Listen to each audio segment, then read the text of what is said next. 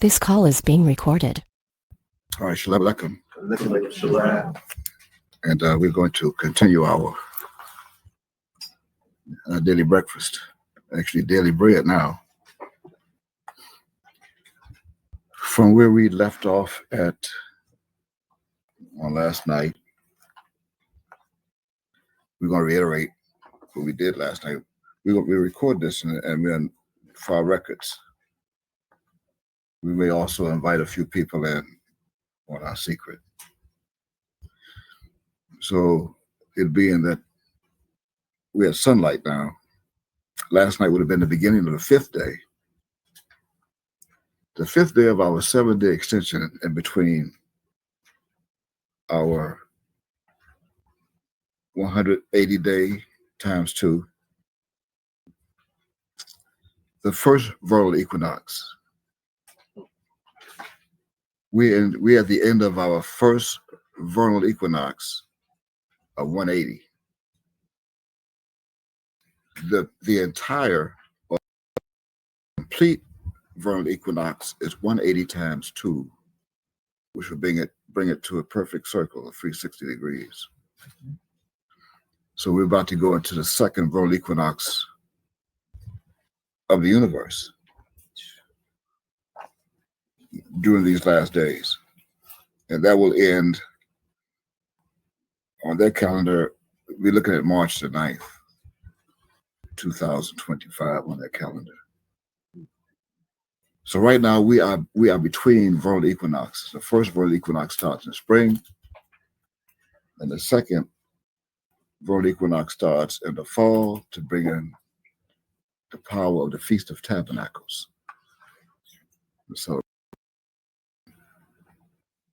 So again, we are in the fifth day of 7, before we get to the second vernal equinox. And that, according to their calendar, that would be on September 12th, sundown. And right now, according to their calendar, for the record of this recording in our daily bread revelation, this is now the 10th day of September, 2024 of that calendar. Today is known of the week as Tuesday. That means tomorrow we'll commemorate the 23rd year of September 11, 2001, when the United States was attacked by some Middle Easterners that targeted a few buildings and landmarks of the United States. New York, Manhattan would be one, the World Trade Towers, and then the Pentagon in Washington District of Columbia was attacked. One jet didn't make it over Philadelphia. But they're commemorating tomorrow, September 11, 2024, as the 23rd anniversary from September 11, 2001 of their attack. As we continue to commemorate our people being in bondage here in the United States for over 469 years now. So since you cannot and you will not forget your commemorations of your disasters, so neither will we forget and ignore our commemorations of our disasters of our people, the United States of America. So with that said, you're not our subject, so we're not going to waste our time on your final days. This world is coming to an end, not the planet. Some people are confused with that. They think when the term "the world is coming to an end," they think that's the structure of the planet. It's not so. There are two worlds that were framed. The first world is the righteous world, the world of Abel. That's the first son of Adam, Abel. Cain was not Adam's son. So the first world was created by Abel, and because the world wasn't completed, because the second world, the evil world, took out the first world actually the architect of the first world, which would have been Abel. So the second world, which is created by Cain, he took out the architect of the first world, not the architectural, not the drawing, not the man who drew it up. But Abel was the architect of the future of the world, his world. So Abel was replaced with Seth. And then, therefore, it became the righteous world. That's when men began to call on the name after that generation through Enosh. Men began to call on the name of God, of what they knew. So we have the righteous world that's now created from Adam through Seth.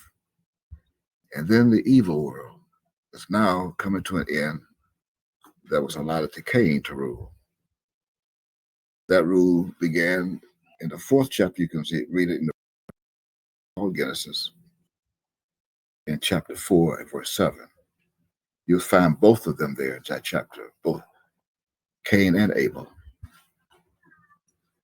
So for the sake of the Bible, if you're going to join us, we invite you to join us. This is private, but we're going to invite people because there's nothing you can do of it or about it. You cannot stop it. You cannot stop this world from ending. You cannot stop Cain's world from ending. This is the 6,027th year that Cain was given a chance to rule his world. He failed. It's continuing to be evil and wicked to this very moment. The evil and wicked world is coming to an end. And if you are in it, then you have to suffer with it. Especially if you are evil and wicked, then you will come to an end with the evil and wicked world.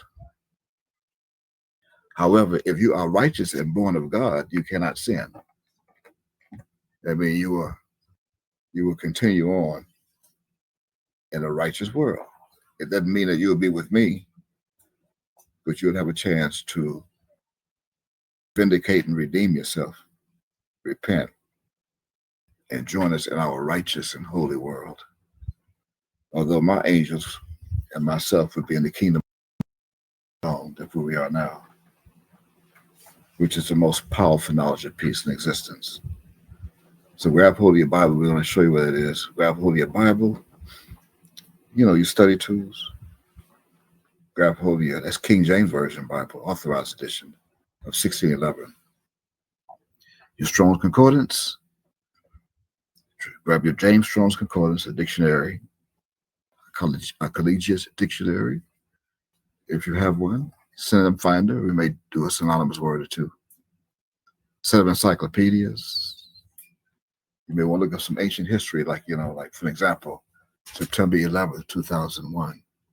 You may want to look that up in the encyclopedia to see what happened that day. So grab hold of that. Most importantly, you're going to have to write. So you're going to grab a writing utensil, grab something to write with, like an ink pen. I'm going to write with you. I'm going to take notes.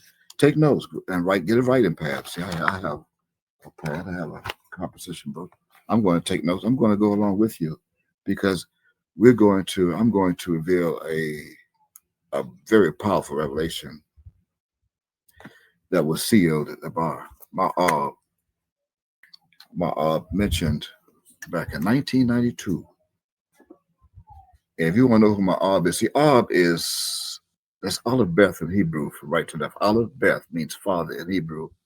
If you look over my shoulder behind me, as you see a monitor, it's a smart TV. That smart TV is a lot smarter than a lot of people on this planet. A lot smarter. That's why I'm going to use that to be smart with me. The TV is smart, but I'm wise. And I'm not conceited by saying that, but you'll be the judge of that yourself. So if you look on that smart TV, you'll see a video image. I'm going to play in a moment, of whom the world only knew at the time, and still do, a lot of the hard heads. They still only know him as, and I quote in English, Yahweh ben Yahweh in English, which is not a name. It's an appellation of translation from the original Tetragrammaton. that I also posted, Tetragrammaton. That's also on the screen here. See a picture of that. Should. Tetragrammaton. That book, I want to have you to, so I'll have to turn around. That book that you see there is a book that I authored. I authored that book in September of 1992. And it was first a manuscript of about a little over 200 sheets of typing paper, white copy paper, a little over 200 sheets that I sent into, as instructed and commanded by my ARB. I wrote a book. I studied my name as he told me to do, commanded me to do, face to face, in September of 1990, early September, about a week or so after Hurricane Andrew devastated South Florida. I personally went to go see him face to face in my official capacity and position with the state of Florida judicial system as a major crimes state investigator, judicial system. And that enabled me, the that I carried at that time, as I just retired recently, of a similar badge, a gold shield. The gold shield that I carried at that time enabled me to go into any prison, any jail facility in the United States and out of the country by way of subpoena or court order if I had to. So what I did was, one morning I went to see, as he was being held in the Turner Guilford Knight Correction Institution, also known as jail, TGK, in Miami-Dade County Corrections. I went to go see him face to face. We had a face-to-face, body-to-body contact interview. He interviewed me. And as we were in the conference room between ourselves, like client and attorney, he's the attorney and I'm the client at that day. At the end of our conference, our interview, he commanded me to write a book, study my name, and find out how my name is connected to his name. And once I complete that study, then I would realize how my name is connected to his name, and then I will know how I am connected to him. Historically, celestially, intergalactically, even from everlasting. And I did. Then he commanded me after study that, what I've discovered, and write a book, and I sent it in. I sent the book in to the Peace Foundation as instructed, to the person who he put in charge of that, whose name is not worthy to come out of my mouth right now. So I'm not going to mention the name. And as I sent the manuscript in, I titled the manuscript Micah, just like the book, 33rd book of the King James Version of the Bible, right in the middle, Micah. I typed it in big, black, bold letters, as big as the font that I could get. I think I even went beyond 72 font. I typed in 150 font to cover just the front one page, Micah. And I mailed it in, Abraham Foundation. And then a few days later, I received a call from the person of subject with a question.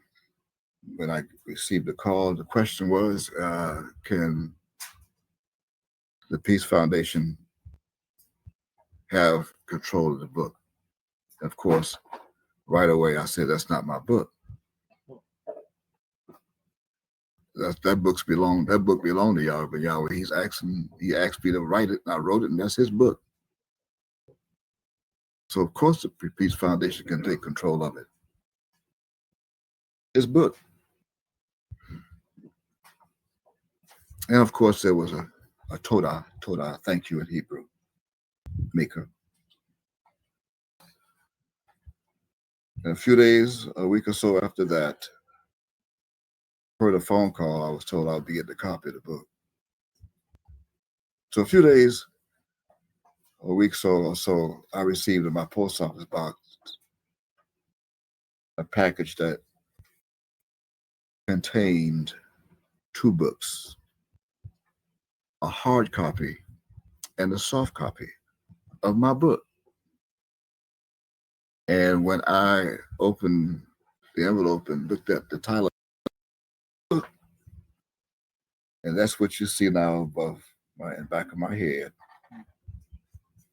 that once it reached the hands of Yahweh ben Yahweh, he read the book, he edited the book, and once he read it and edited the book, he titled the book and told the printer who printed the book in Hialeah, the printing factory is still right now to this day.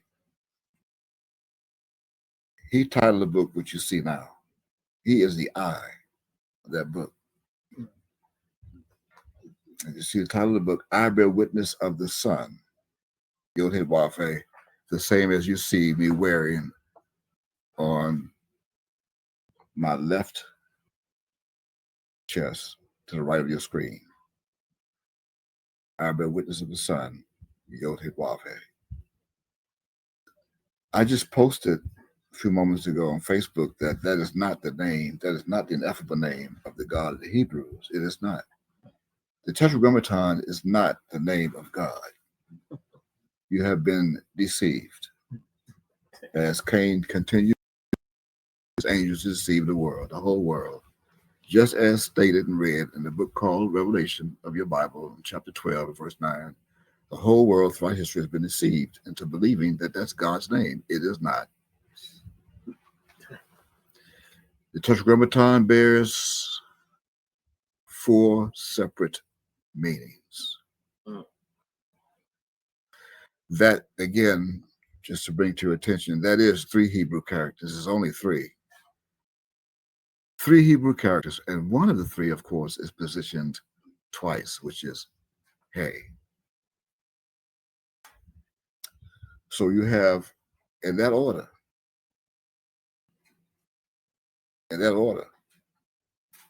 from right to left, you have Yod, Hey, Wav, Hey.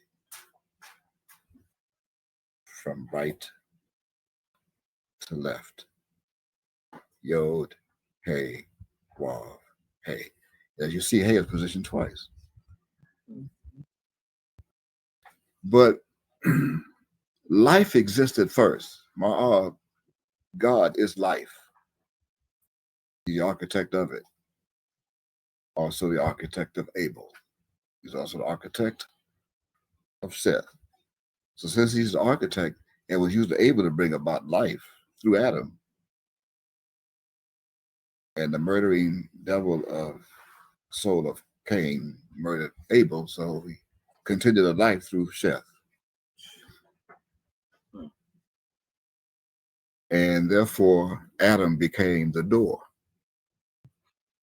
of which Seth came out of.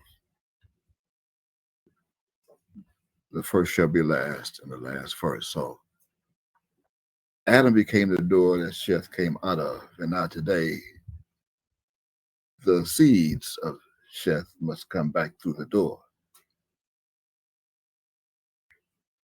So therefore, the door would be first, since the life is already here in existence.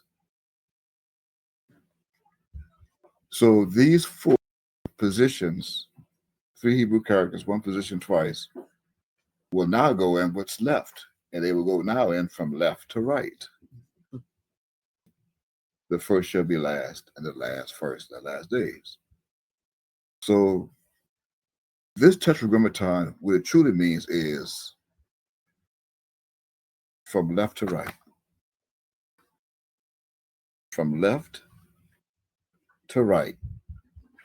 It means the door, the way, the truth, and get back to the life. You got to go back to the life. I did not come to destroy man and life. I came to give life. We're going to show you that in a moment in the scriptures. But I just had to go for a moment and reiterate and bring that to the attention of a lot of people on this planet who did not know what the Tetragrammaton truly is. So when Ma titled that book, when he titled that book, he was telling the world that he bear witness of the door, the way, the truth, and the life, that's also known throughout history as Mika. Mika is the door to get to me, God, the God of Hebrews. He will show you the way. You go through the door, Mika will show you the way, and he will give you the truth. He will also be known as the Spirit of Truth. And when you go through the door, as Mika show you the way and show you the truth, then you would have everlasting life, but you must first believe. In other words, Ma was telling the whole world when he titled my book that I am Yehwah. I am Yehwah. Now, either that's a lie, and I don't give a damn if you accept it or not. You have the problem, not me. You have the problem. If you had any kind of common sense that does not exist, then you would realize that it's been over 17 years since that vessel descended on May 7, 2007. 17 years this past May, and you still looking for my Anyway, not to forget to mention that shortly after the book came out, I sent a verbal recording on a cassette tape to the Peace Foundation and told them to straighten up. I even said that tape, if you know who I am, my Abba just told you who I am on the book. You'll come and get me, you'll straighten up. You protect me, but they didn't. They did the opposite. They couldn't bear it. That means since they didn't accept my book, they did not accept my art. They are a bunch of hypocrites. It's not me who they couldn't accept. It was him, and it's him all the time. And now using his fame, his photo images, and his tapes and books to make money by the millions. Will a man rob God?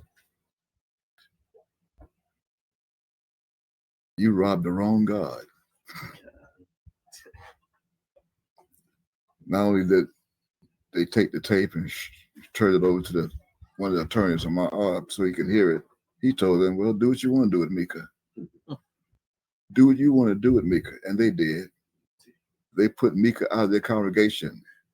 That's what they thought. But they didn't put Mika out. Mika put them out. They think that they put Mika out. My put them out from me. What's the evidence? I am still here today. Where are they? As he made some succumb to their second death, some will still walk around today dead. They should wonder, again, if they had common sense that does not exist. I'm going to prove it. Then they would try and find Mika. They would get back to Miami, where he came to. Why do you think he came to Miami in 1979? Why do you think he came to Miami? Of all the cities in this country he could have gone to, and there are 12 different Miamis in this country. There are 12 towns, at least 12 towns or villages that's named Miami. There's even one in Oklahoma, with the state that he came out of and landed on this planet. Mm. Come out of a womb in Oklahoma, Kingfisher. You never heard of Oklahoma, Miami? There's a Miami in Oklahoma. Minnesota has a Miami, even Ohio. So why did he leave the Miami that was close to him, about 170 miles or so from Kingfisher, to come to 1,500 miles or so to Florida? You should wonder why he come to Miami with a Bermuda Triangle points to the West Cone, the West Point, where I landed. See, I landed in Miami. I came right back through the Bermuda Triangle. Who? Yehwah. Yehwah came right through Miami, which is the portal. The portal opened for me. I'm going to show you. It's John chapter 10. I'm the porter. What porter? The gatekeeper of the door under hay. I'm the gatekeeper. I'm the doorkeeper. I'm the door, the way, the truth, and the light. No man can come to my Father but through me. It's the only way it can happen. No man can come to my Father except by me. If any try to get up some other way, the same as a thief and a robber. So try to go up some other way. Go to your Peace Foundation Feast of Tabernacles coming up later on this month of September 2024 and realize that I am the tabernacle. Check out my timeline on Facebook. You want my date of birth? Okay, it's the 15th day of the 7th month of our solar calendar. That's when I came out of a womb. The 15th day of the 7th month. That's when I came out. 5958, the solar year. According to the Gregorian calendar, that would be September 27th. That's the same as the day. And then you add on to your leap years of 28-year cycles, and from 1954, you'll find out where you are today of 6,027.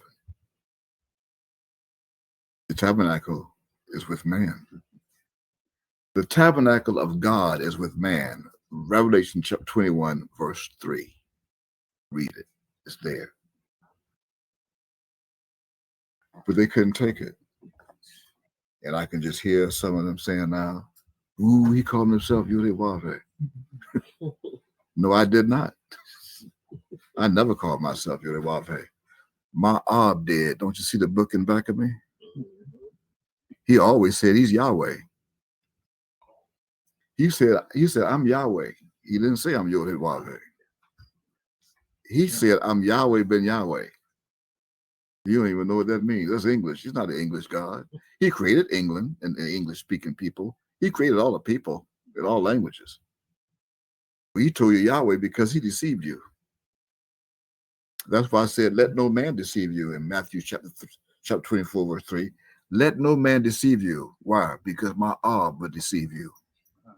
And he did, and he's not a man that he should lie. He's immortal. He's God. He is the mighty God, according to Isaiah chapter 9, verse 6. That's who he is, the mighty God. And there's two, that thy will be done in earth as it is in heaven. You don't know what that means? There's two.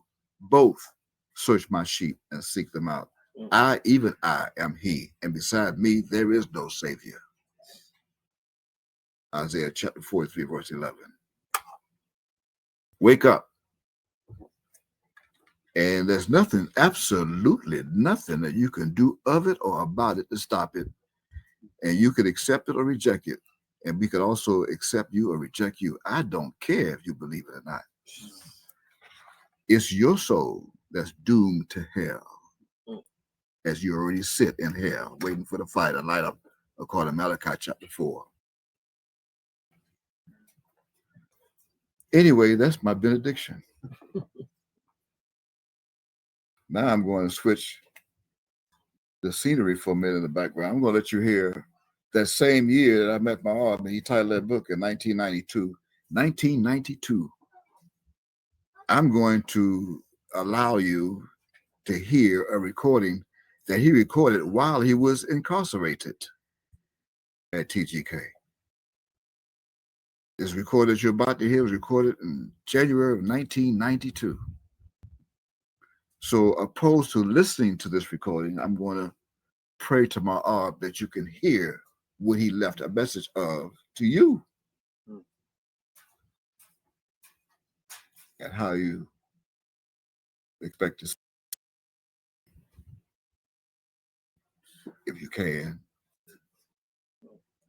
go back to the and let that play. It's back to let that play that turn up nice and loud so you can hear it.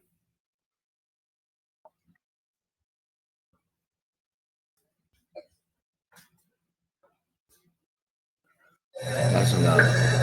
I made up my mind on last night that I'm going into my secret closet and pick up my holy robes that I laid aside and put in my secret closet to come and get you.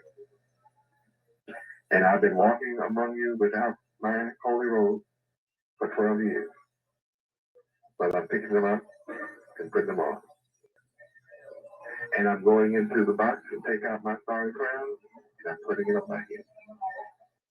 And I'm reaching into the box and picking up my scepter. And it's in my right hand. And I'm going to sit on my holy throne in true holiness. And that's the only way I'm going to walk. And if you ever hope to be in my presence, you will certainly have to be an angel of Yehua. And that's a fact. That's the only way. The only way that you're going to see my Ab again. Not in that vessel if it's not his will. That was cremated. The vessel that you see here in his paws, he had cremated back in 2007. He's not bound to a vessel. He's incarnate. He gave you one. What makes you think that you're over him? You walk around in a terrestrial vessel. Are you great?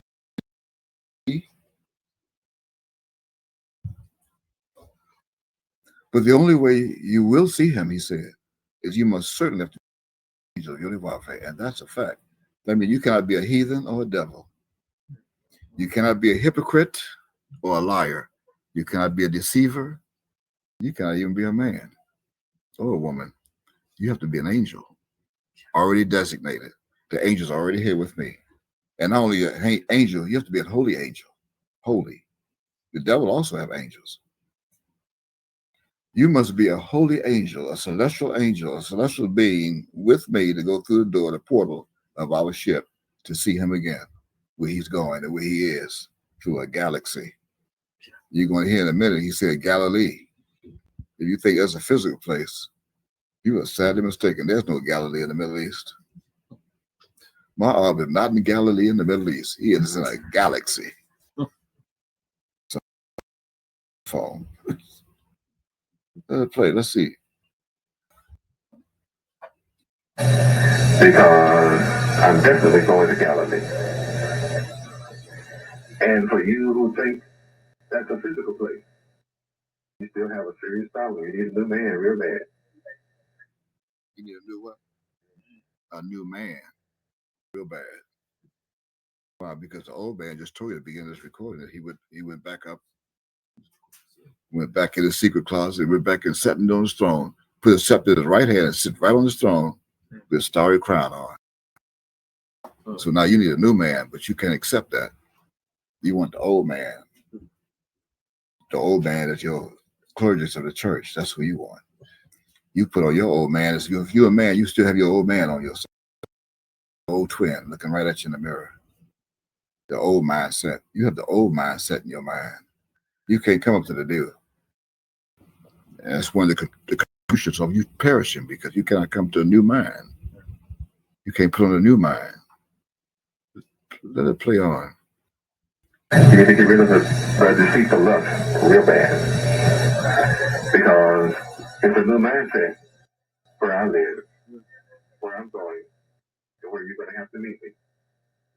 Am I going to get out of here physically? Of course I am. Of course I am. I've made up my mind to do so. And because I've made up my mind to do so, I am. And I know some of you will get so excited and you want to prepare for me to come home. And you can just see yourself now getting all this dinner ready, etc. And I may not be there. You see, the real feast is not physical. And none of you will be able to deceive me with a physical feast. In fact, I'm not going to allow an unclean person to fix a meal for me anyway. Some of you think unclean is when you're on the issue. I know. Some of you think unclean means when your hands haven't been washed and your physical clothes are soiled. No, no, no, no. The old mindset is unclean. What is unclean? The old mindset. And they still lurking, dwelling, and walking on this planet today. Even those from back in the 80s and the 90s, and even in the 20s, 2000s, even to this day, walking around the old mindset, following one another. Shabbat Shalom from sundown Wednesday to Thursday. All someone have to do is say Shabbat Shalom, and they follow one another. Shabbat Shalom, King. Shabbat Shalom, Queen.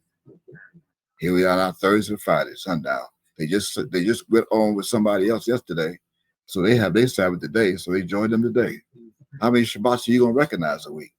Shabbat Shalom, King. Sundown, Thursday and Friday. Shabbat Shalom, Queen. Here we are from sundown Friday to sundown Saturday. Shabbat Shalom, King. Here got the third Shabbat they recognize in 1 week. Can't make it to mind. Just join the club. Just want to be recognized by somebody. Just lonely. Let's form our own club. Let's form the Shabbat Shalom Club. Let's form the Yahweh Ben Yahweh Club. Praise Yahweh. Praise Yahweh, beloved. Praise Yahweh Ben Yahweh. Now we got a Praise Yahweh Ben Yahweh Club. We got a Shabbat Shalom Club. We got a Feast Here Club and a Feast There Club. We got some kind of conference club. Come to the conference club. It being hosted by so and so and so. So now we got a so and so club. Conference. Everybody follow one another. See, in those days there was no king in Israel. Everybody did what was right in their own eyes, according to Judges chapter 17 and verse 6. The same chapter where he mentioned Micah. Judges chapter 17. A man of Mount Ephraim whose name was Micah. I mean, in the days when Micah's here, they think they have no king in Israel. No, why? Because they got a prime minister. An Israeli prime minister, Benjamin Netanyahu. That's who their prime minister is. There's no king in Israel today. So what are they doing? Following one another. Doing what they think is right in their own eyes. Even if they do sell products online to make money.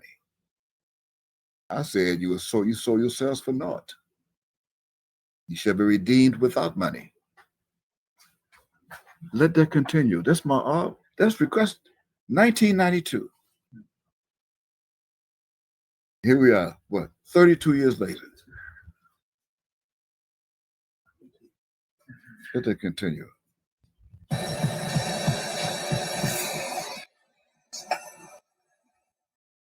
I certainly would not allow him to walk beside me. That's for sure. So what makes you think things are going to be the same when I come out? I'm just not the man that was arrested November 7th, 1990. I've been here now 14 months, and I'm totally different. I've been transformed, and I have transcended, and I have transfigured right here. And those of you that's been coming out here to see my body, my dead body, yes, I've been slain for you. I've already been slain for you. I have suffered for you, and I'm tired of hanging on the cross for you. I've done it. I have fulfilled the word in doing it. And if you think you're just going to come out here and watch my body in this tomb forever, you're sadly mistaken. Terribly mistaken. So I'm coming off the cross, that's a fact. I've just come down. I came down last night. I'm off. I'm already off. And it's only a matter of whatever time decreed that I'm physically leaving here. I can guarantee it's not long. You just heard that recording. My op said he came down off the cross. He's off. Even mentioned when he came off last night. I came down last night. I'm off. Then the question that you should have, those who follow the Peace Foundation, is why are they still selling artifacts and merchandise and books with a Photoshop of a face, my face, with a body that's still being nailed to a cross? It's called Antichrist. Who's doing that? Wow. When he says he's on, then they become anti. That means they're also making him, in the eyes of the public, a liar. Mm-hmm. And those who will continue to put videos on and saying, welcome, shalom, family, putting old video recordings of him on YouTube or Facebook, and he's no longer here, you are deceiving the world and believing that he is. And so much until people say, I want to meet you one day. Those who don't know. That means you are deceiving the world. You have become an angel of Satan, the devil, the great dragon, and your portfolio is right there with his in Revelation 12, verse 9. Mm-hmm. The same portfolio. Why are you deceiving the world? Let that play. Let's see if we can conclude that. Doesn't mean you'll see me.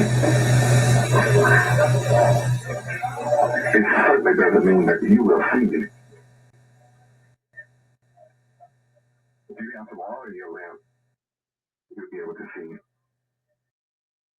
If you decide that you want to be holy, you will see me. Because I am not going to allow unholy people to be around me anymore. I am only interested in those who will reflect my light. Self-luminous.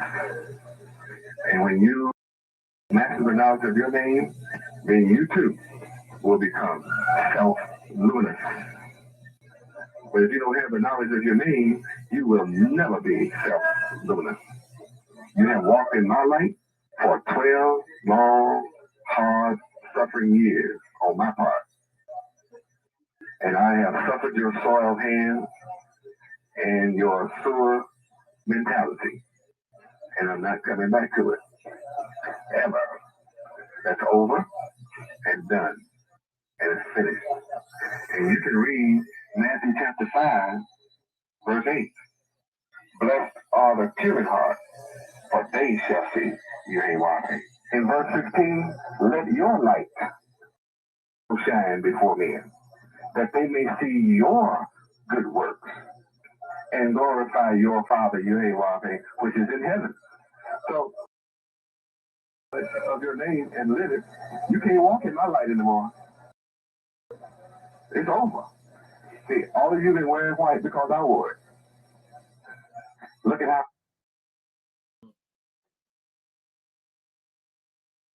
They wore white because he wore it. Why? So why you still wearing it? You don't even know what the white represents. Toward the end of that, about a minute left or so in that recording, you heard my Arp say, you must master the knowledge of your name. You can't see the light until you master the knowledge of your name. You too must become self-luminous, and you're not going to become self-luminous until you master the knowledge of your name. So now there's only one who's left here today on this planet that can help you to master the knowledge of your name. And I'm going to do it for my holy angels.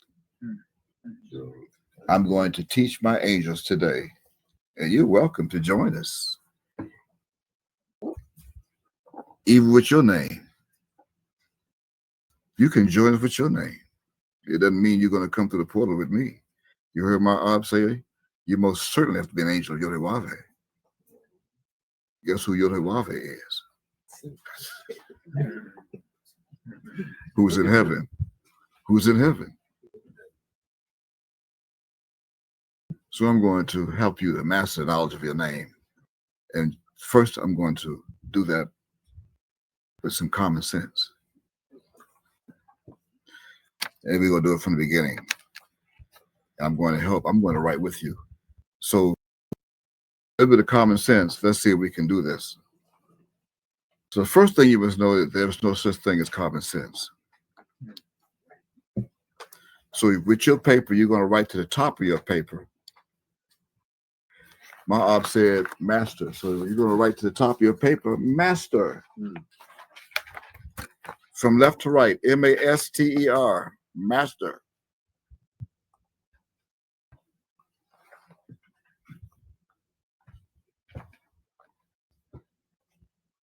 You got it? Okay. Master.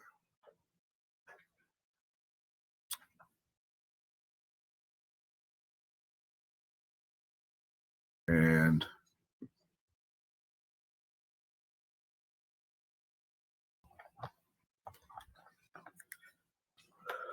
let's get that.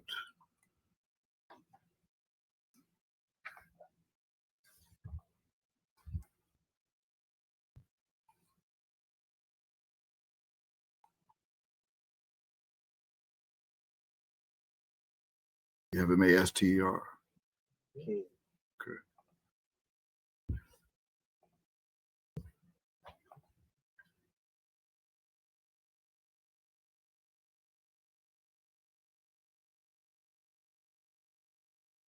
Okay.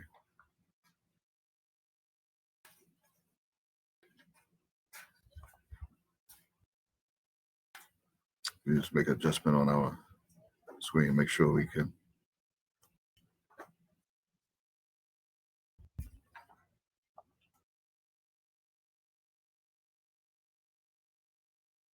So the first thing you're going to do, actually second,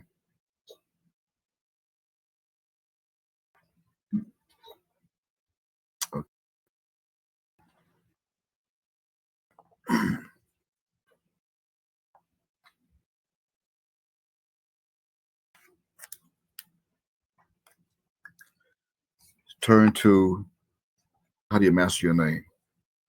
Go to your Strauss Concordance.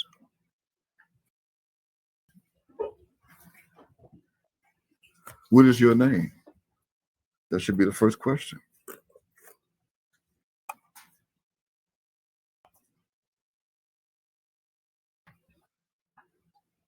What is your name?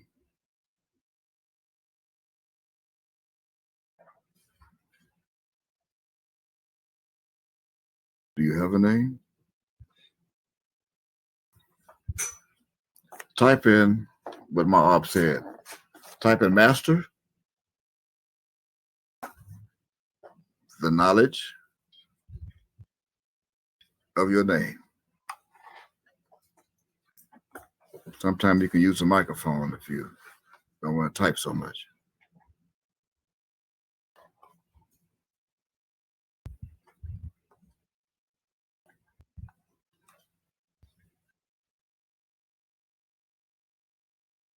And once you type that in, click on it, it should take you to a couple of scriptures.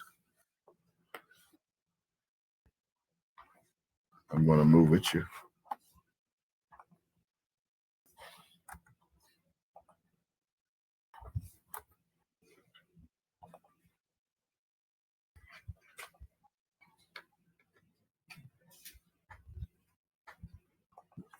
Right? Master the knowledge of your name. You have it?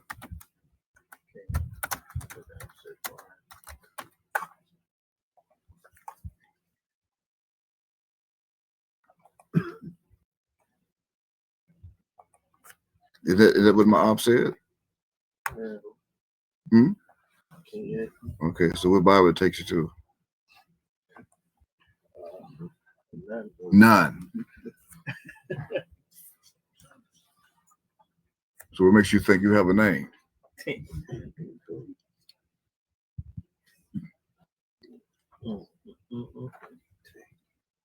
Since you don't see it in the Bible, that's what didn't my op say you must master the knowledge of your name? But how come it didn't take you to scripture? Let's do this. Take out of your name. Take out just of your name. Let's see if that'll help.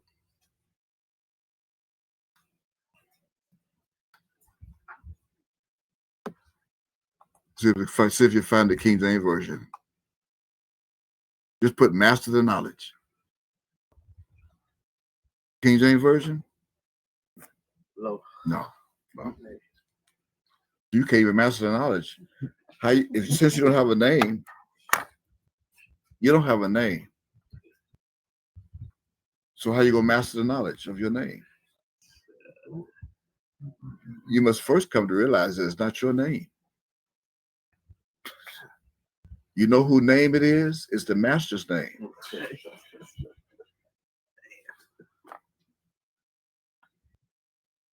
It's the master's name.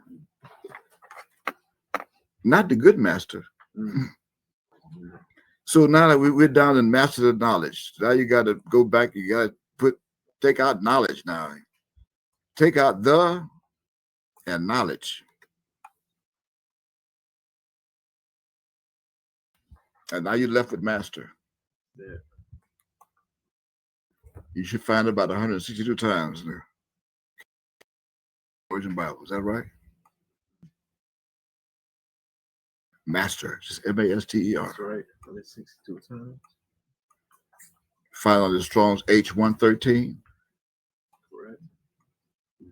Click on it and see if it takes you to a strong man, somebody strong, someone firm, like a king, even the Lord God, even Lord of the whole earth. Yeah. Huh? Yeah. Reference to men, like a theophanic angel. Mm-hmm. Huh? Yeah. Like my Lord, and my God. Adonai, which it says parallel to Yahweh. Is that what you have? This is under master. Not to be confused with the good master. Just master. That means that someone has the knowledge of your name who's considered to be the master.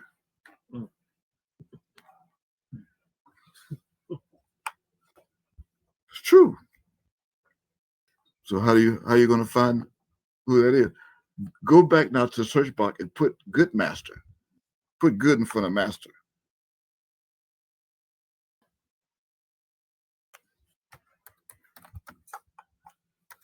Good master. It should take you to 3 scriptures in the New Testament, only 3. And all 3 scriptures are mimicking one another. The original is in Matthew. Mark and Luke copied. Just like they're doing today, they're copying a bunch of copycats, a bunch of impersonators. And if I recall, in Matthew 19:16, it says, I'm going to quote, and behold, comma, and behold, one came and said to him, good master, what good thing shall I do that I may have eternal life? And knowing the soul of this being, this celestial being, he's not going to be considered good. Why? Because he gave the great, good, and terrible God, Yahweh, Yehova, that my op said, the credit. For that by us confirmed in verse 17. And he said unto him, verse 17, why callest thou me good? There is none good but one, and that is God, my Father. But thou wilt enter into life, keep the commandments. And of course, Mark chapter 10, verses 17 and 18, and Luke chapter 18, verses 18 and 19 says the same thing, just mimicking. So, Ma'ab didn't say you must study and good master the knowledge of your name. He did not say you must study and you must come into the good master of the knowledge of your name. You must come and master the knowledge of your name. So who is the master of your name? You got a Bible up there? Go to the Bible and go to Genesis chapter 32. This master is going to come and touch the hollow of your thigh, like what I'm doing right now. I must first touch the hollow of your thigh and ask you what your name is. That means you came to me with a name that they gave you in your birth certificate. Oh, this ain't going to take long. I am going to teach you how to master the knowledge of your name.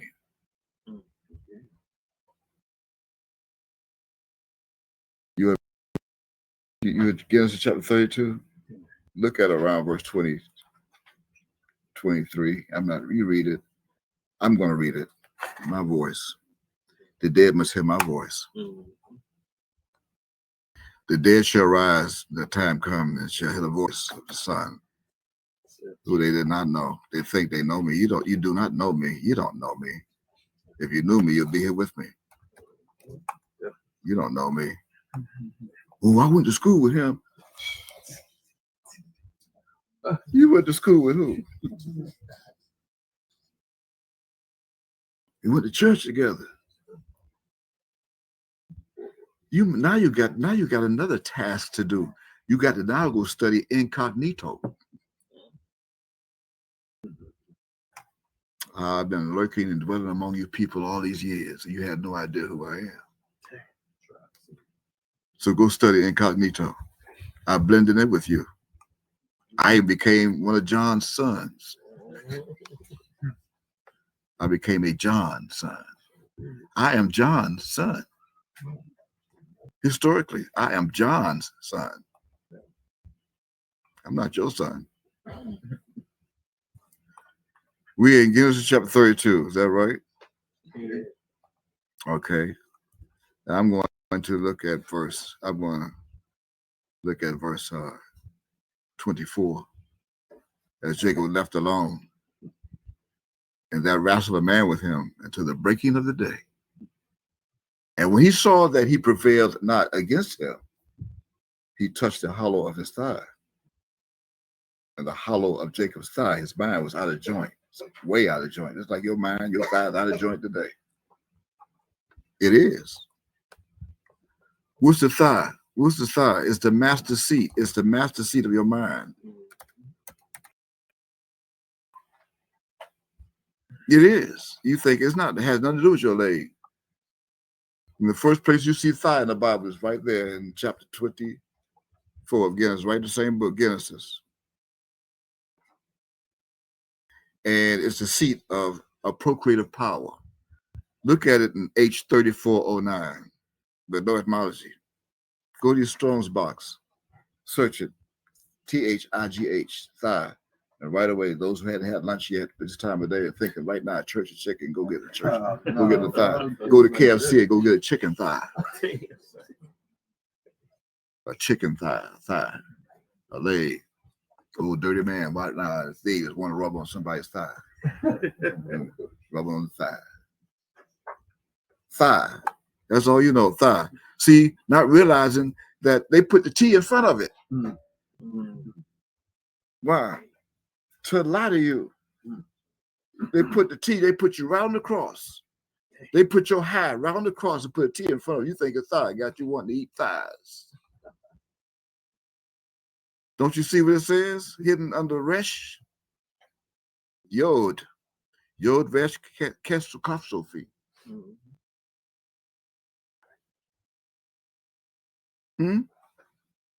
Take you to Raka. Yaka, huh? Yare. That's what they tell you. And don't you see the meaning? Don't you see what it says loins as a seat of procreative power? That's what it is. The base is procreative power. Where do you think it comes from? Your mind. You already have it. It's procreative. You were born with it. From where? Up high. Without the cross. What you think is THIGH is not. It's I. It's HIGH. It's high. You are high above all nations upon the face of the earth. That's H3409. Make a note. I'm teaching you to master the knowledge of your name. And when you look at Isaiah chapter 47, verse 2, that's the thigh that they give you for animals. That's under H7785. That's your thigh. Had nothing to do with animals. It had nothing to do with that. Look at it. Look at H7785. See if I don't take you to an animal's thigh, the lower leg of the waist, the upper part, the upper leg, the hind leg. Is that what you have? Sure. It's not the thigh. This thigh is a metaphor. Touch the hollow. That means Jacob had nothing in his mind. He had no common sense.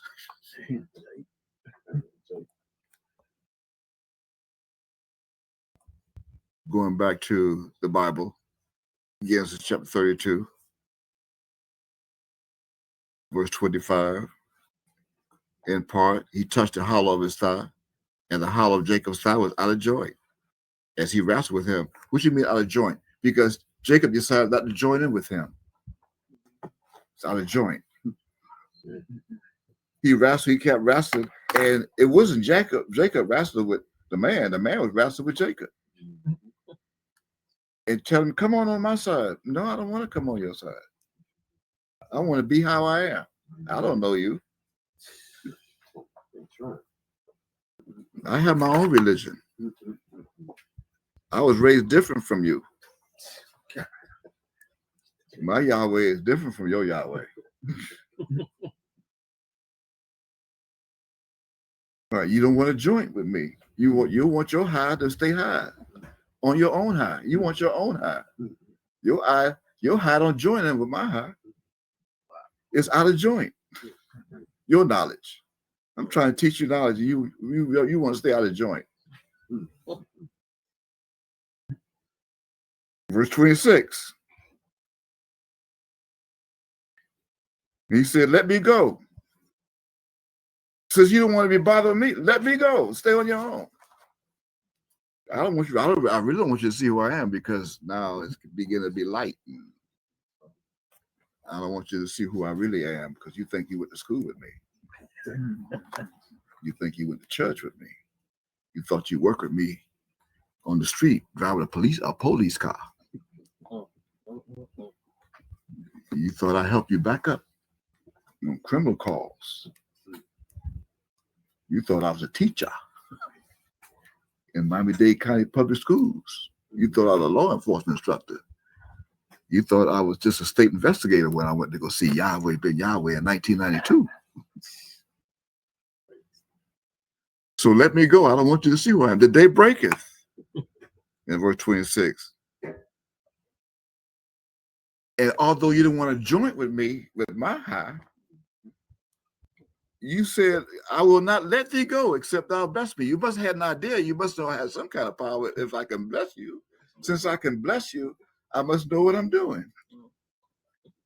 Well, because I done said some stuff in your mind and your ears you ain't never heard before. So I can't be from this planet. Now, let me see how your mind is. Where's your birth certificate? What is thy name? He said, well, my birth certificate says Jacob. There ain't no Jacob. Bro. What you mean your name Jacob, Judah, John, Jerry? What you mean you flew in a jet, eating peanut butter and jelly? Why are you so jealous? What you mean Jacob? German? Don't you know, see, you still wrestling. Your mind's still out of joint to come at me with some kind of stupid name like that. Jacob. You still wrestling. Your thigh really out of joint. What you mean, Jacob? Don't come at me with that kind of foolish name. I'm going to do what I did back in Genesis chapter 2. And my Ab formed you. So since he formed you, I'm going to call you what I want to call you. I'm going to help you master the knowledge of your name, which is not your name. It's my name I'm giving to you. Ooh. What? Yeah. It's the master's name. So your name should not be anymore what you think it was. Talking about Jacob. Even if you are Hebrew, say Yaakov. I'm going to give you the master's name. I'm going to have you master my name that's going to become your name. Then you'll be able to master the knowledge of your name, where it comes from. Because you came to me, your thigh was out of joint. It was. That's on your Social Security card. You belong to the United States government, talking about your government name. Jacob. What?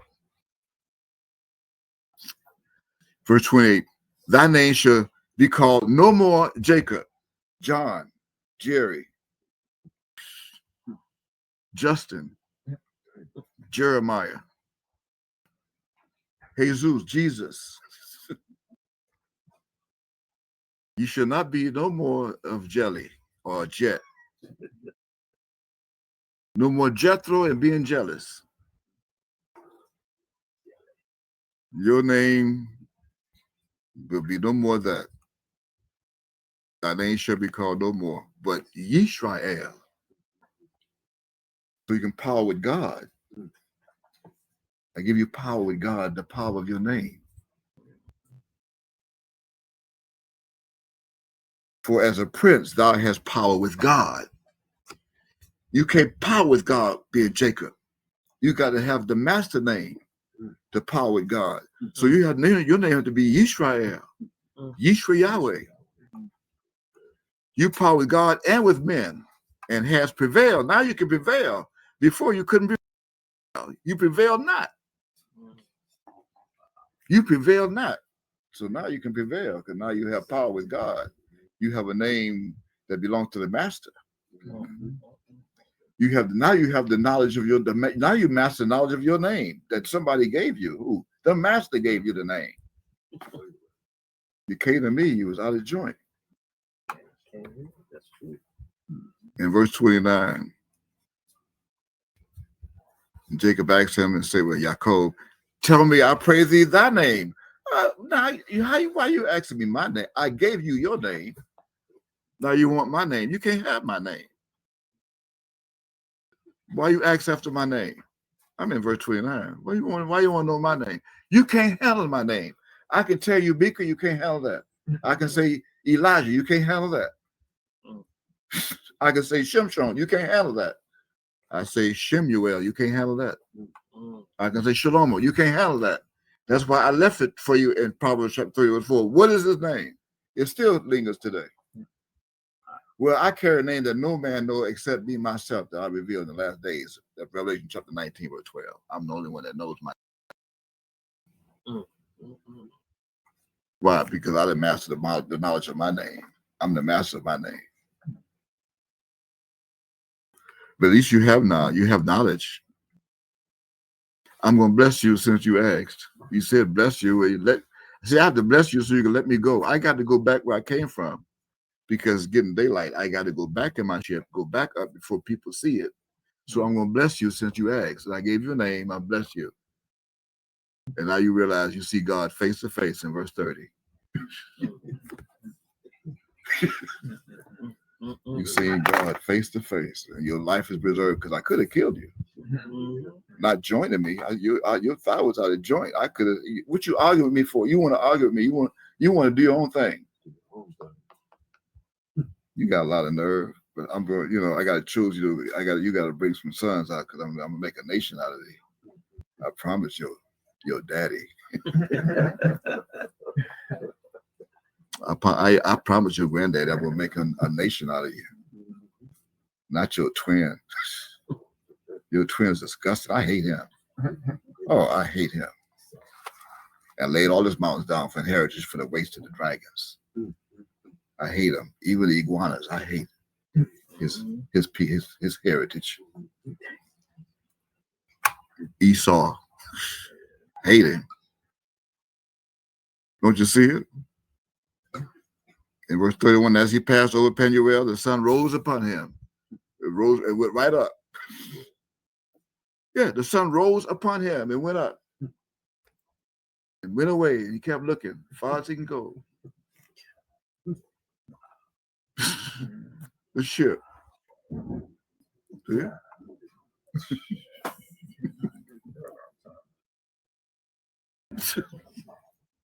And therefore, the children of Israel eat not sinew, which shrank. You don't even know what sinew is. See, that means the children of Israel don't create no problems for nobody. That's what that is. They don't start nothing, no mess with nobody. See it? See it? That shrank. Look it up. Bro. Go. You gotta listen. Go. Type in sinew, S-I-N, and see if your sin is new. See if your sin is new. It's nothing new.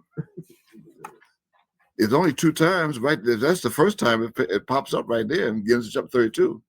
What's the sinew? You should find it under age 15, 17. No, it's going to be hidden under age 14, 64. Like, see, attack and evade. The children of Israel don't attack. We don't invade. You don't invade. We do it for you. You don't cut oneself. You don't make any ball between your eyes for the dead. Yeah, that's Deuteronomy chapter 14, verse 1. Don't cut yourself. That's under age 14, 13. You see it? Go to 14, 13. And you don't go in no crowds. You don't follow the crowd and gather in groups and riot. You don't do that. The sinews. Are you getting it? The subject is I'm helping you to master the knowledge of your name. You cannot get your light. You can become self-luminous until you master the knowledge of your name.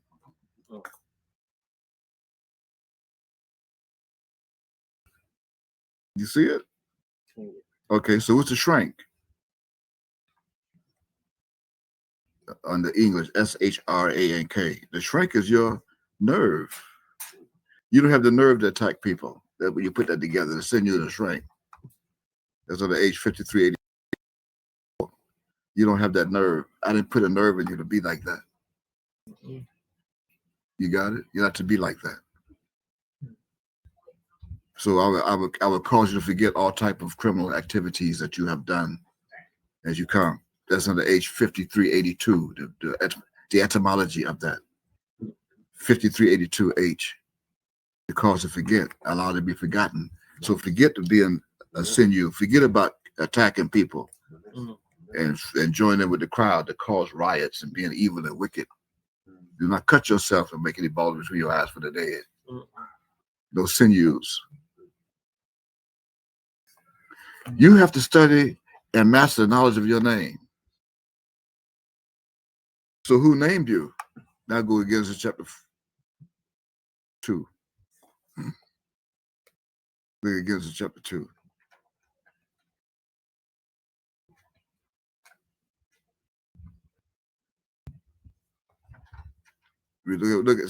Look at verse 18. Genesis chapter 2, verse 18.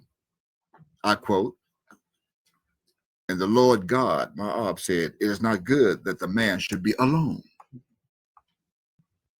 I will make him an helpmeet for him.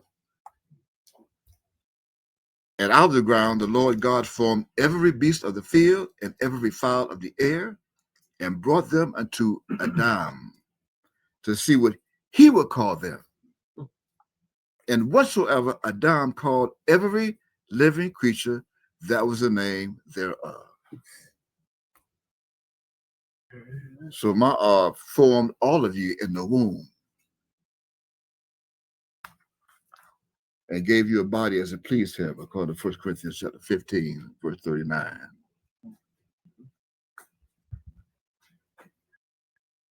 And even verses 38 through 40. Celestial bodies and body terrestrial. And as he formed you in the womb to come out with a terrestrial vessel with a celestial soul, I wasn't there at the time. I had to wait for you to come to me so I could name you and call you.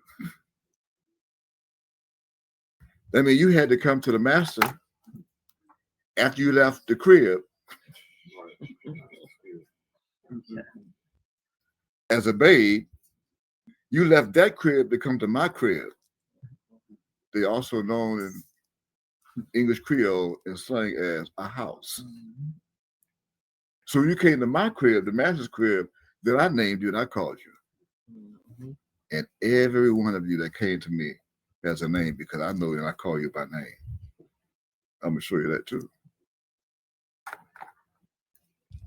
I am teaching you how to master the knowledge of your name.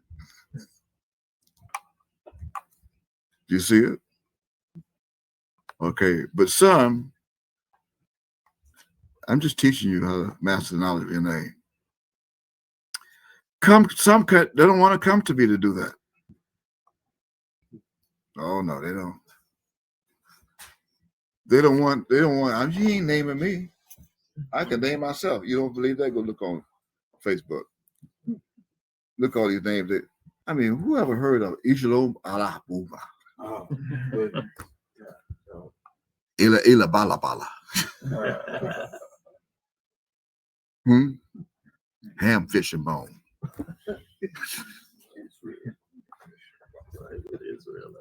Israel Bet Funka Funka.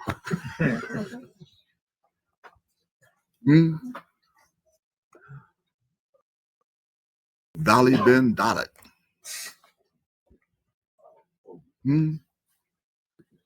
Tav Ben Beth. And finally, you have some called Hammer Ben Yahweh, Israel. 4 of them. You think I'm making this up? Go to Isaiah chapter 44. Go to Isaiah chapter 44. As they continue to walk around thirsty, pouring water on themselves. Should have come to me to let me give you some water to drink as you are thirst. You're thirst. You come to me thirst. I will give you water. The water that I give you will be of the Holy Spirit. You will never thirst again. Isaiah chapter 44. I'm going to start at verse 1. Quote, "Yet now hear, O Yaakov, my servant," see? "And Israel, whom I have chosen." That sound familiar? That way I get you going and coming.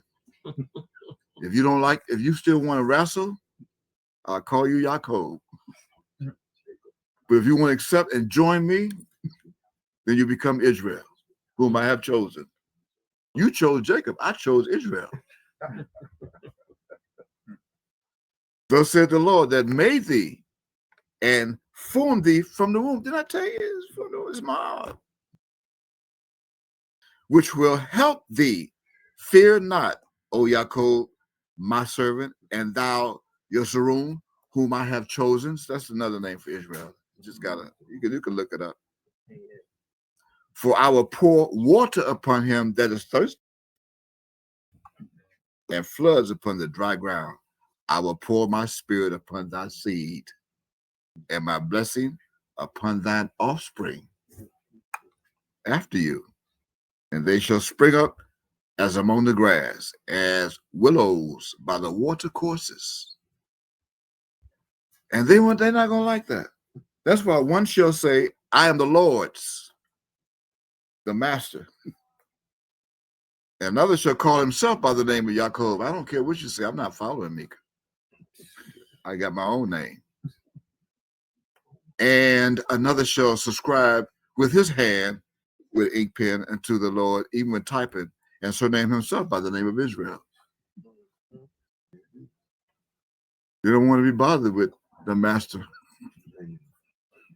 Well, thus said the Lord, the King of Israel, and his Redeemer, the Lord of hosts.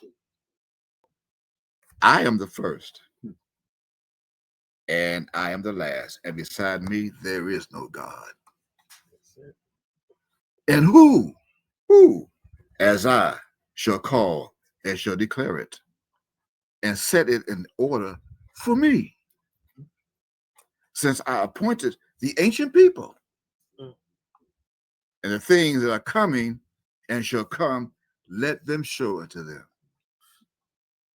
So fear ye not, be afraid. Have not I told thee from that time in the beginning, and have declared it? Ye are even my witnesses. Is there a God beside me? Yeah, there is no God. I know not any. They that make a graven image, all of them vanity, and their delectable things shall not profit. And they are their own witnesses. They are their own witnesses. Shabbat shalom. Shabbat shalom, beloved King. they see not, nor know that they may be ashamed. They put, see, that's ashamed. They have an ass. They are ashamed. And that will reveal another secret on why some will awake to shame. And you think those that awake to shame and everlasting contempt are those who are hard-headed. No, I reverse it with my psychology and wisdom. I saved it for the last days. You forgot the book called Daniel was sealed in chapter 12 and verse 4? So all those who think they will awake to shame, they were actually waking up to my name. Wow. I'm not making it up. All those who thought they were awake to shame and everlasting contempt, that's exactly what you're doing. They'll be my angels. Why? Because you wake up to the shame of your name. You wake up to the name. Now go to your search box and type in name. So you'll be working up. See, that's and me. That's me and. That's me and. Type in name in your search box. You have send you. Type in name. See if it don't take you to shame. Type in the first one. That's chapter 2. I just took you from chapter 2. See if it don't take you to shame. What? Shame. What was you thinking? And what's the meaning? Is it like the name as designation of God? That's it.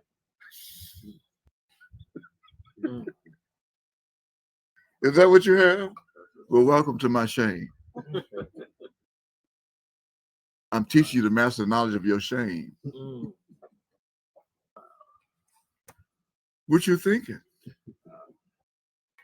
It's at an appointed time. Go to the etymology under H7760. It's appointed. It has to be an appointed time for this to happen in the last days. Don't you see there's a place that's going to be appointed, a set time to make it happen and to establish it with the kingdom of Shalom, which is the most powerful knowledge of peace of existence, to master the knowledge of your name. You can't be where I'm going until you not master the knowledge of your name.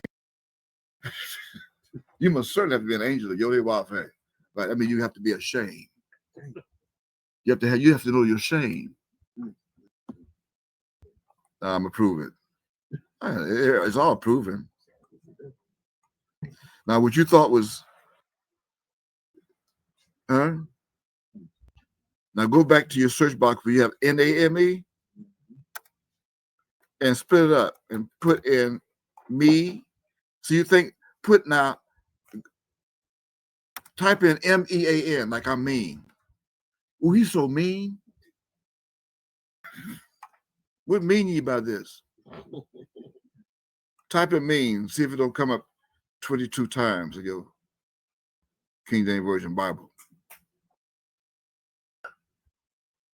The first meaning, you're not going to come to that top meaning. They put a meaning until you get the Proverbs.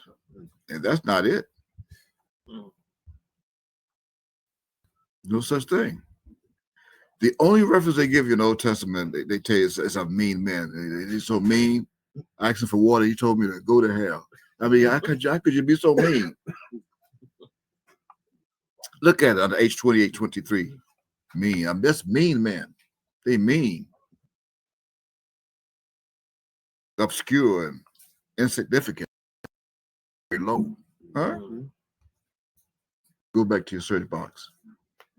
We have MEAN. Separate those two vowels. The E and the A. Just separate it.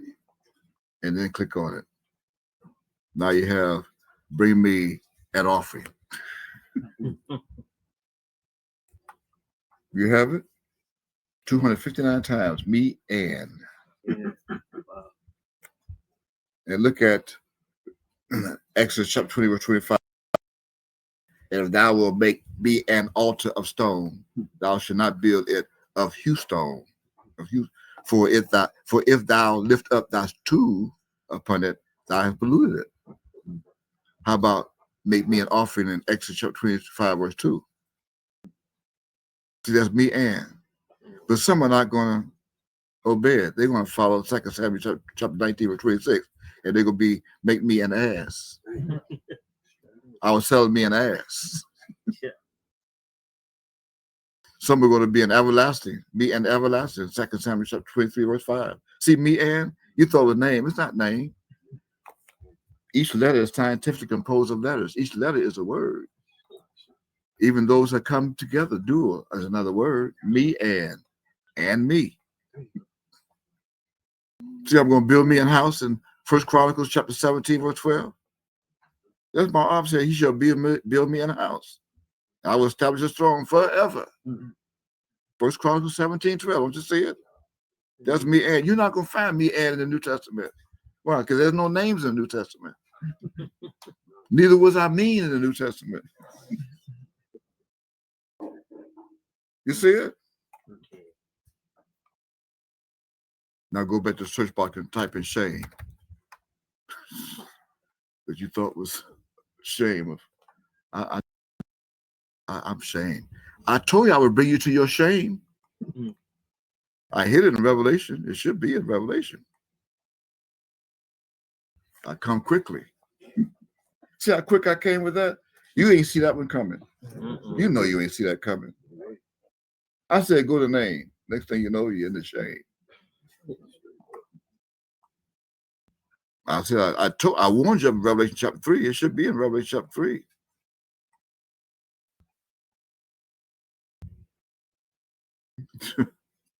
And 16. You have it? Shame. Verse 18, Revelation chapter 3. I counsel thee to buy of me gold tried in the fire, that thou mayest be rich. And white raiment, you wore white because I wore it. That thou mayest be clothed, and that he shame, and that the shame of thy nakedness do not appear. Why? And anoint thine eyes with eye salve, that thou mayest see. So in order for you to see, I have to bring you upon shame. And they don't want to see your nakedness. Right? I already taught you what nakedness is. How did you know you were naked? Who told you that you were not like these people on the planet?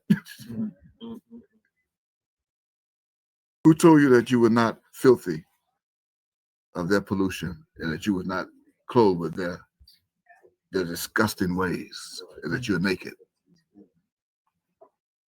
See, don't you see the confusion of one who is ashamed of anything?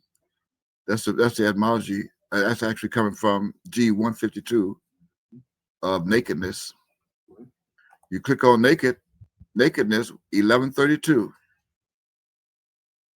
Click on 11th of Greek, 1132, and see, actually it's 1131, and see if it don't take you to whose garment is actually of the soul without the body, under G 1131. This coming from nakedness, that without your body you are naked. It's just your soul. Had nothing to do with clothing. That's the devils. They don't know. This was sealed. Don't you see it? That says of the soul, number 4. So you're naked. That means your soul can be put in another vessel. That's when between the transformation, you become naked. Wow. What? Yeah, you gave ransom for your soul. That means from the time you were with me before, 2,025 years ago, and the time you come back today, when you came out of that womb, you were naked. You went between a time period. I mean, it was just your soul. You had no body. So you were naked. And as soon as you came out the womb and formed that in that form of that body, now you're clothed with a body. Look at the last meaning, mere grain, not the plant itself. It's the grain. Remember the grain? Now we're right back to the grain in 1 Corinthians chapter 15. Yeah. It's the secrets. Now going back to Shane of G152 in Greek, now you see is a thing.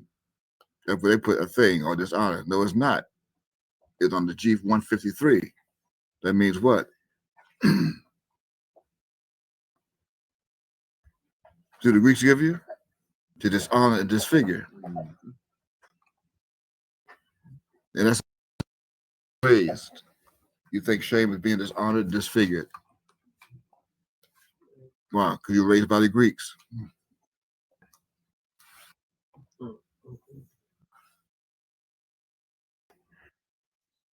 Disgrace, dishonor, even with all the Greeks meanings on the G, even G2617, they think you're supposed to be in shame.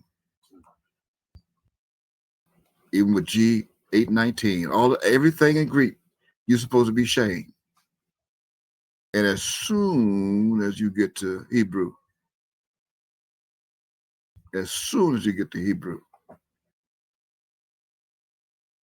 under H,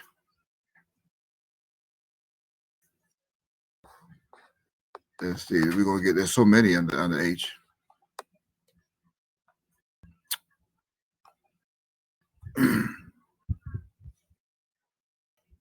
You have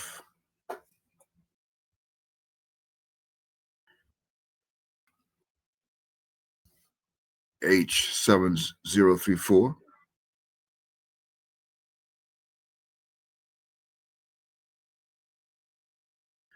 Under H7034, under that shape etymology, it takes you to the base where you got to look for your light. See, they can't tell you this. It has to be loosed from the seal. You go to H7034. You see where it says base and settest light under the translation count. See what it says settest light, the base. Had nothing to do with shame.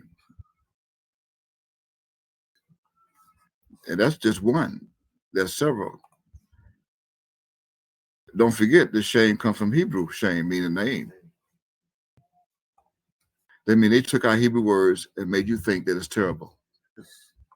But you should be ashamed of it.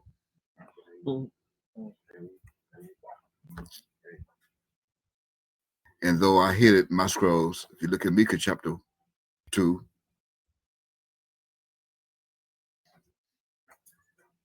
you shall not take dishonor and reproach. That's what they put. That's what I put in my scrolls. That way you won't be confused. But they tell you it's confusion. Why? Because I confused them. I played word games with them. They didn't know what was what, who was who.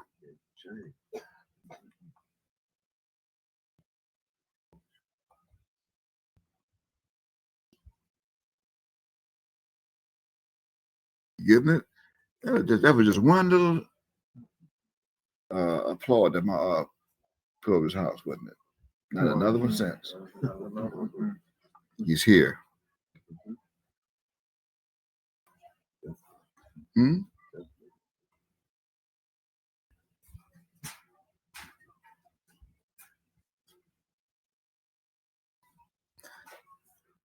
Most of you should have blushed when I mentioned that with shame.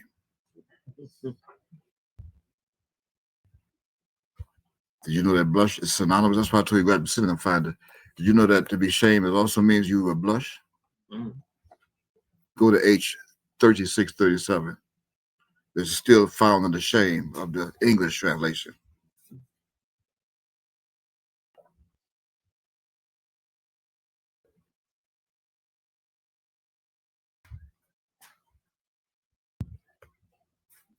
You have it? Look there under the translations, translates, and you'll see blush. And you see it? Blush. Okay. So what does blush mean? The subject is, I'm teaching you to master the knowledge of your name.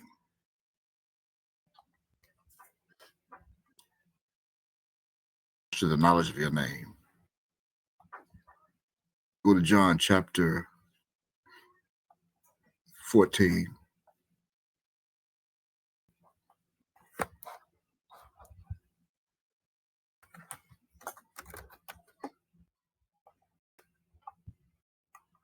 That may be the one we want. Actually, John chapter 10. Look at John chapter 10. Remember, I told you that you have to go through the portal by a certain way, by your name. John chapter 10.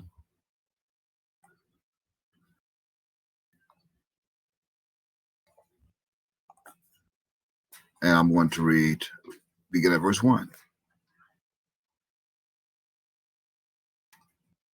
Beginning at verse 1, verily, the first time, verily, and now the second time, verily, I say unto you, he that entereth not by the door into the sheepfold, but climbeth up some other way, the same is a thief and a robber.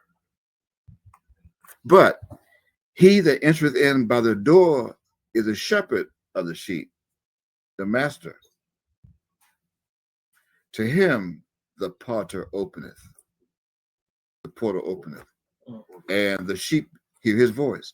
And he calleth his own sheep by name and leadeth them out into the door.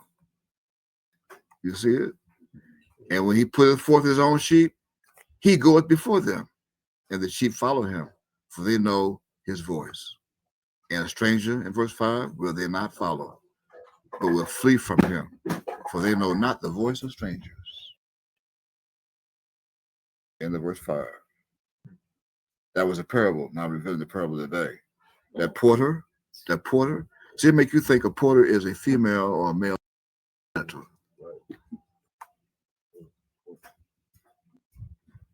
Now, when you click on porter in Greek on the G2377, that's exactly what they want. See, the first thing they have is a doorkeeper. Then they put down there, in layman's terms, a male or female janitor. You see it? Putting it up, look at it.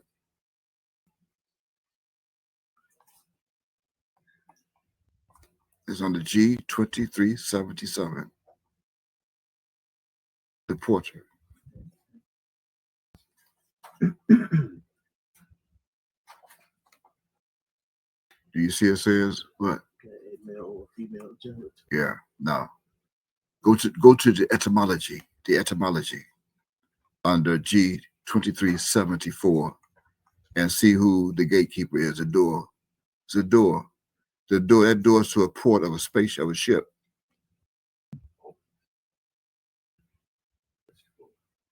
You got it? Number 3 is the door of the kingdom of heaven, likened to a palace. Denotes the conditions which must be complied with in order to be received into the kingdom of God. But you can only go through there by name. What name? To master the knowledge of your name. And that's what my video. You most certainly have to be an angel of Yehweh, and they must see your light. You can become self-luminous, but not until you master the knowledge of your name. It's common sense. That don't exist.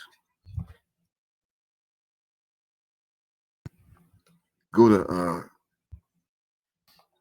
your search box. Let me show you.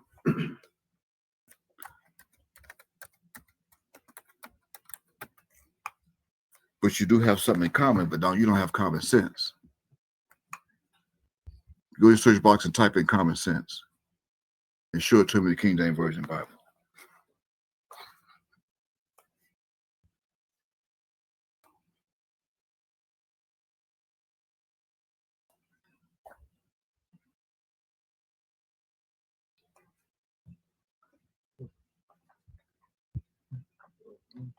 It's not there. Not in KJV. Why is that? Because it don't exist. But they give you, click on where they say it exists. In Proverbs 2:7.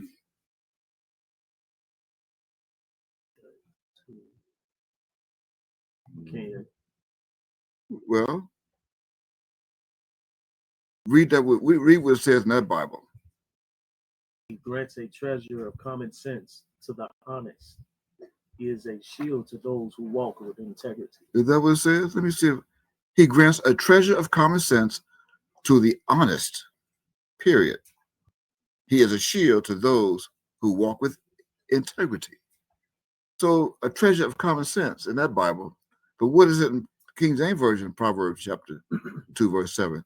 Here's what it reads in Proverbs chapter 2, verse 7. So that thou incline thine ear unto wisdom and apply thy heart to understanding. So there is no common sense. There's actually wisdom.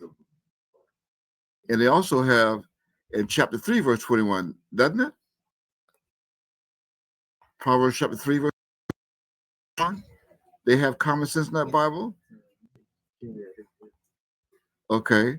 And that says, I quote, my child, don't lose sight of common sense and discernment. Hang on to them. And in the King James Version Bible, of the chapter 3 of Proverbs, and verse 21, it says, and I quote, my son, let not them depart from thine eyes. Keep sound wisdom and discretion. It says wisdom again. I told you common sense don't exist. And look at all of this in that New Living Translation Bible, NLT. That's the New Living Translation. That's what it means. New Living Translation. All of the common sense is found only in Proverbs. The last one says, I quote, Proverbs chapter 30, verse 2.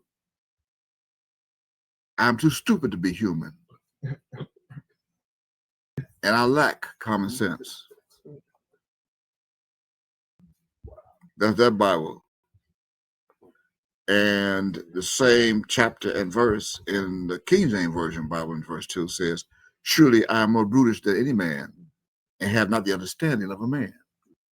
Common sense don't exist. You'll also find that common sense in some of these other Bible versions means knowledge, to have knowledge. Now go back to your search box. We have NLT. Delete sense and just leave common there. Delete sense and put common. See, the common is the people. What is common? With so many different. Common is the planet, the people. 21 times it's found in English print in the King James Version Bible, beginning at Leviticus chapter 4. Is that right? Yeah. On the H776. Let's take you right to the planet Earth. That's what it says, the planet, it rests. That's the land.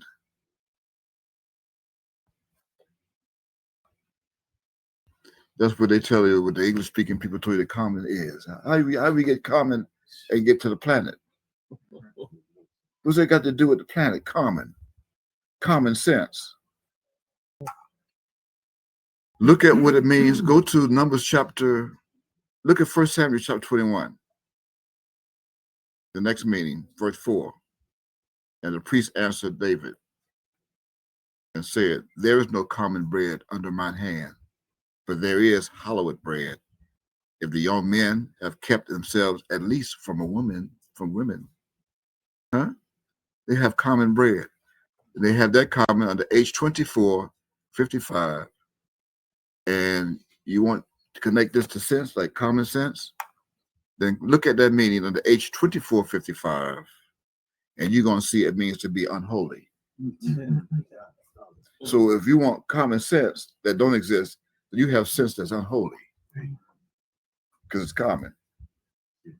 Don't you see this right there? Profane. under H2455. It's profane.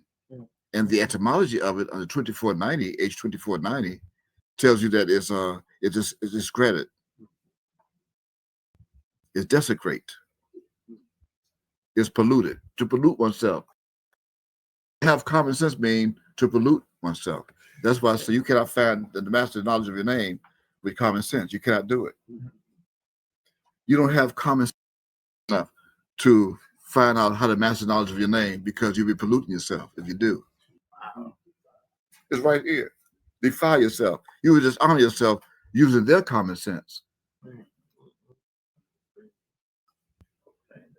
Yeah, you profane the name of God. So every time you tell someone, Yaakov, not Jacob, Yaakov, Yehuda, every time you tell someone, don't put it like, use your common sense and turn around that way. What you're doing is telling them to pollute yourselves and make yourself look ignorant and pollute God's name as you profane yourself with their common sense. It's right here. That's just common. You just honor yourself if you turn it that way. You can't use common sense because it don't exist. I'm showing you. It's the English people. And then they take all that. See, your common is in yourself. Your common, and they know that, is within yourself, as Beth Nusofit and Bat Nusofit, the sons and daughters of Yehwah. It is. Look at Yirmiyahu chapter 26 and go to verse 23 under that meaning of common.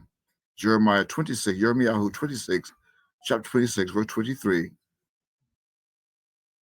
And I quote, and they fetched forth Uriah out of Egypt and brought him unto Jehoiakim, the king, who slew him with the sword and cast his dead body into the graves of the common people.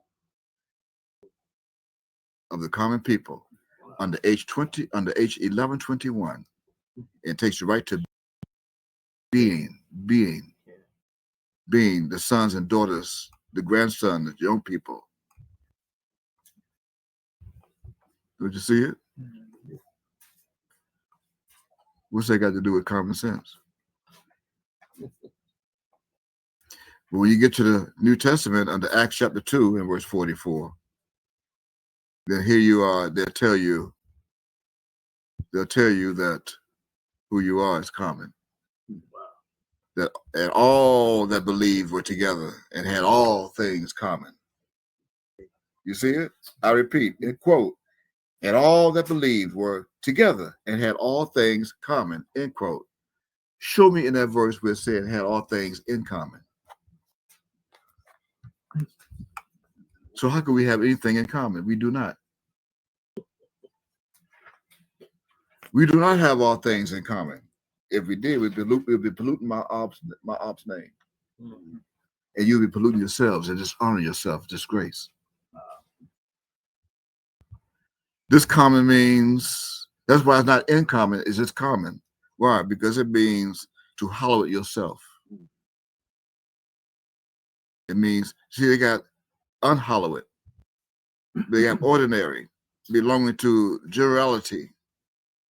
But to the Jews, it's unhollow it. We're not Jews.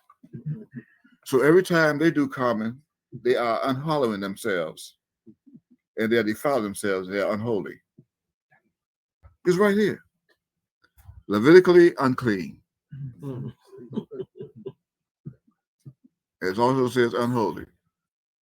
So how can we have all things in common being unholy? It's not common. It does not exist. Why? Go back to your search box.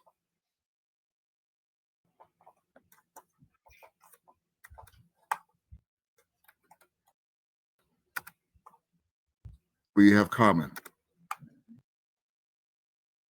You have it? You have COMMON. Take out that M, the second M, and put an E there. You got it? Now you have COMEON. Okay. Separate the E from the O And come on, let's reason together. Come on, let's go. Even as I should come with my Father. Let's deal wisely. Exodus chapter 1, verse 10. Let us deal wisely with them. Who? Egypt, the United States. Yeah.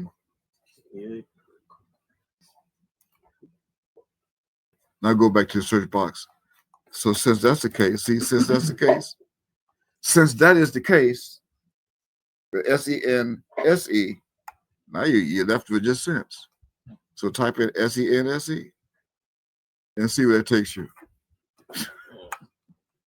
I told you it don't exist.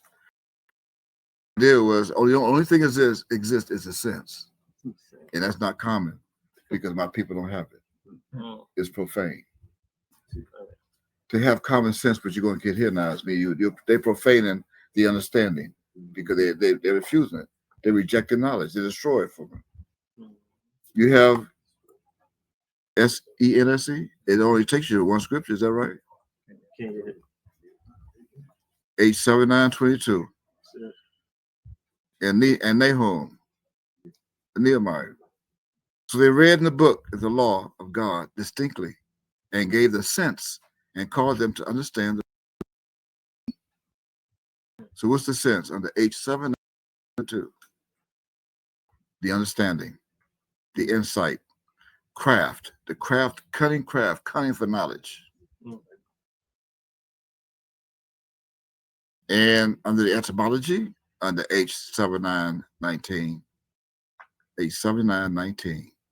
it has to be prudent and to be circumspect and to be wisely understand. To have insight. And you also be the teachers of the wise. It's right there. And to cause a prosper. So what I did, I said common sense does not exist. But what you must do is you must master the knowledge of your name. And I just gave it to you.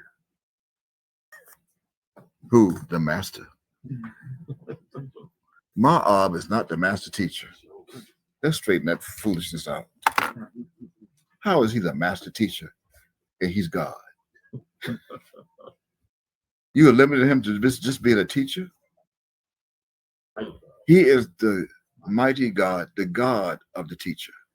He is the God of the master teacher. See, master, he's good master. See, he's good. I'm the master, but he's the God of the master. Teacher.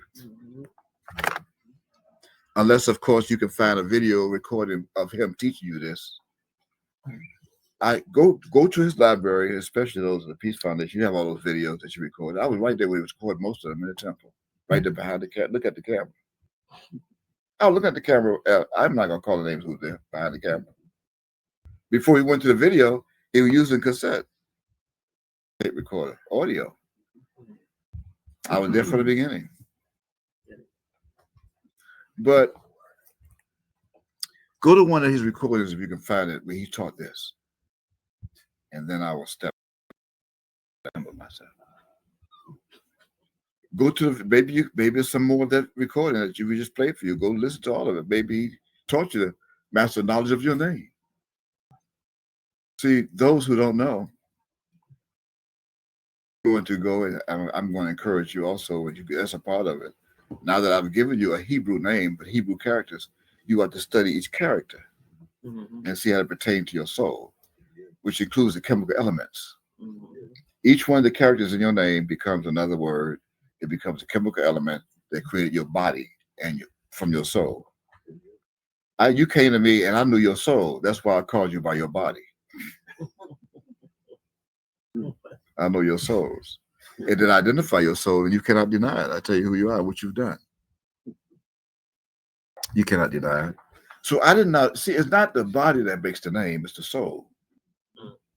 So I identified your soul, and now people can look at your body because they already looked at your body, and they've been looking at your body before you came to me and call you another name. Who? Jacob. They would call you Israel. They would call you Yaakov.